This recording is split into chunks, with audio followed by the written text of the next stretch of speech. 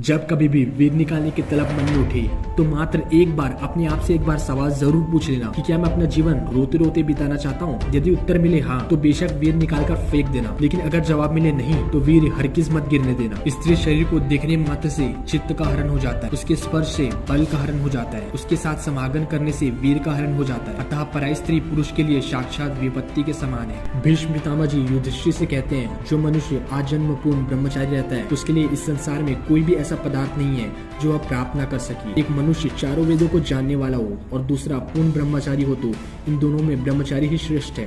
वीरवान व्यक्ति खिले पुष्पों के समान होता है, जो जहाँ भी जाता है अपने सुगंध से वहाँ के माहौल को खुशनुमा बना देता है। और वीर नाश करने वाला व्यक्ति उस मुरझाए हुए फूल के समान होता है, जो जहाँ कहीं भी जाता है वह अपनी दुर्गंध से उस जगह के माहौल को मायूस कर देता है। आयु, तेज, बल, वीर, बुद्धि, लक्ष्मी, कीर्ति, यश तथा पुण्य और प्रीति ये सब ब्रह्मचर्य का पालन न करने से नष्ट हो जाता है। एक महीने तक किए गए जप तप से चित्त की जो योग्यता बनती है वो एक बार क्रोध करने से नष्ट हो जाती है। वैसे ही जिंदगी भर ब्रह्मचर्य पालन करने वाला व्यक्ति अगर स्त्री के आकर्षण में फंस जाता है और उसके साथ संबंध बना लेता है तो उसकी जिंदगी भर की गई जब तक वहीं टूट जाती है। पल भर के सुख के लिए वीर निकालना और जीवन के तमाम पलों को नर्क के समान जीने में कौन सी समझदारी है। ब्रह्मचर्य के पालन से मन की एकाग्रता हासिल की जा सकती है और मन की एकाग्रता सिद्ध हो जाए तो फिर अन्य शक्तियां भी अपने आप विकसित होने लगती है। यदि हमारी इंद्रियां हमारे वश में न हो तो वो काम वासना में लिप्त हो जाती है। उससे मनुष्य उसी प्रकार तुच्छ हो जाता है जैसे सूर्य के आगे सभी ग्रह तुच्छ हो जाते हैं। स्वामी शिवानंद जी कहते हैं, जब कभी भी आपके मन में अशुद्धि विचार के साथ किसी स्त्री के रूप की कल्पना उठे